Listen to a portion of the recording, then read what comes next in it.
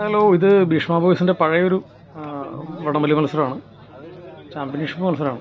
അപ്പോൾ അതിന് മുന്നത്തെ കൊല്ലത്തെ ചാമ്പ്യൻഷിപ്പ് അലയൻസ് എളമക്കരയുമായിട്ട് നമ്മൾ സെമി ഫൈനലിൽ തോറ്റുപോയി. വീണ്ടും നമ്മൾ തമ്മിൽ കണ്ടുപിട്ടിരിക്കുന്നതാണ് ഭീഷ്മ ബോയ്സും അലയൻസ് എളമക്കരയും.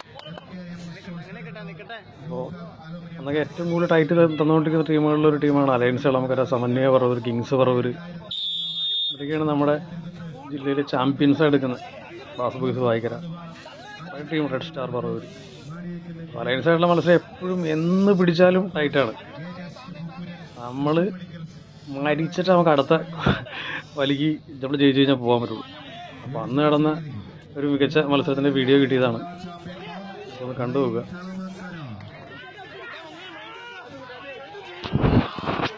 രണ്ടാം നമ്പർ ഇപ്പോൾ ഇമ്മാനുവലാണ്. അവരിപ്പോൾ അയർലൻഡിലാണ്.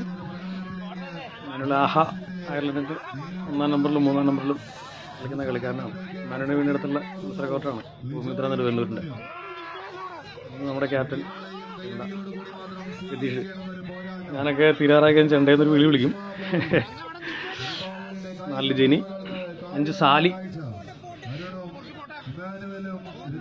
4 ഷംന സംഭവം. അലയൻസിൻ്റെ പതിയെ ചെറിയുള്ള ഓപ്പൺ ശൈലിയാണ്. അപ്പോൾ അത് പതിയെ നമുക്ക് ഓപ്പൺ ഒരു അലയൻസിനെ പിടിച്ചാൽ കിട്ടില്ല. അലയൻസ് ഈ പറഞ്ഞ ഹെവി ലോഡുള്ള ടീമാണ്. നമ്മുടെ പുറത്തവൻ മുറുക്കി മുറുക്കി മുറുക്കി നമ്മളെ തീർത്തളെ, എന്നിട്ടാണ് അവർ പതിയെ പതി ചെയ്യുന്നത്. അലയൻസിനെ റിട്ടേൺ വലിക്കുക എന്ന് പറയുമ്പോൾ തന്നെ ഇത്തിരി ചടങ്ങാം. നമ്മൾ തള്ളിയെന്നാലും അവർ അതേപോലെ റിട്ടേൺ തള്ളിയും. 7-ലെയാണ് അമ്മാവൻ.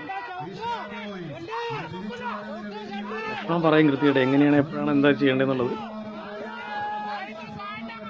അലയൻസിൻ്റെ ഫ്രണ്ടിൽ ലിജോ ചേട്ടനാണ്. കണ്ടിട്ടുള്ള വെച്ചിട്ടൊക്കെ ഏറ്റവും മികച്ചൊരു 1-ാം നമ്പർ കളിക്കാരനാണ്. പിന്നെ അവരുടെ പഴയ ലൈനപ്പ് ഹെവി ലൈനപ്പാണ്.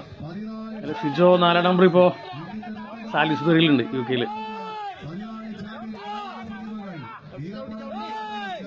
ജെൻഡയുടെയും